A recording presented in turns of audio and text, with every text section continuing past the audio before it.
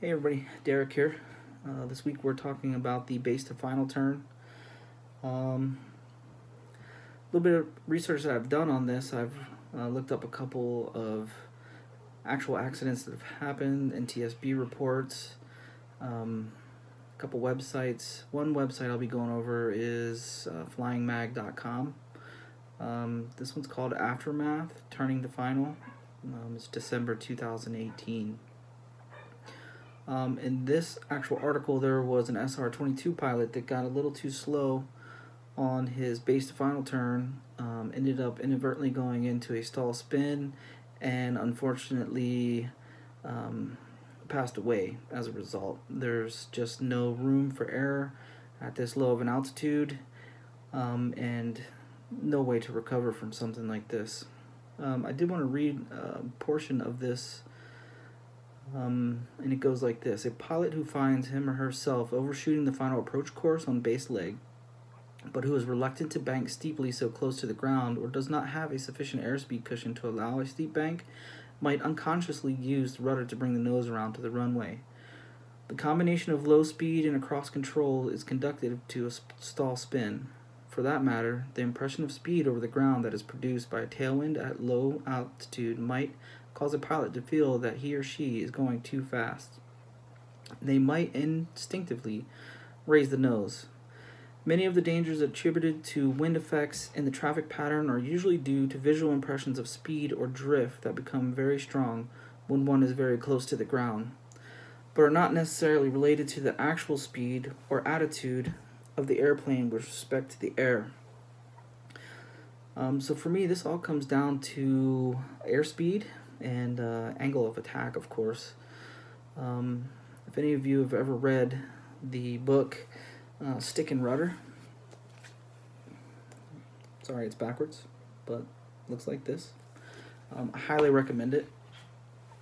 It's going to go into great detail the importance of flying the wing and being cognizant of angle of attack. It's a great book, definite good read, so go ahead and grab a copy of that and you will enjoy it, I'm sure. The other thing I get out of this article is airspeed. It's good to, when you're a VFR pilot, you're looking out the window, you are kind of flying by the seat of your pants, so to speak, but it's also a great idea to keep an eye on your airspeed when you're in the traffic pattern. Visually taking a look down, make sure you're within your speeds, and if winds are a factor, crosswinds, or you have a little bit of a tailwind, maybe coming in a little hotter than normal will be sufficient without full flaps, maybe 10-20 degrees of flaps to help you with the correction. But I'm going to read another one here, and this is from Bold Method, and this is quite short, but it's to the point.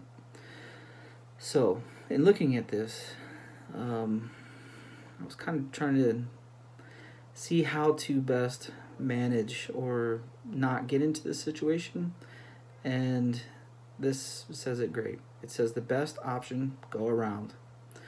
So what's the best option when you see yourself overshooting the runway? It's incredibly simple. Just go around, power up, pitch up, and give it another try. Trying to overcorrect and putting yourself in harm's way just isn't worth it, and after all, who doesn't mind an extra 0.1 in their logbook?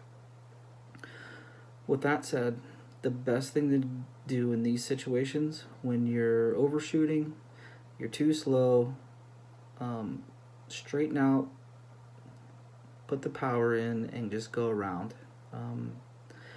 Having a cross-controlled inadvertent stall in a situation like this is fatal 100% of the time. Alright, I enjoyed going over these topics with you guys, and the research was good and it's eye-opening. So be careful out there and watch out for that base to final turn. Thanks guys, see you soon.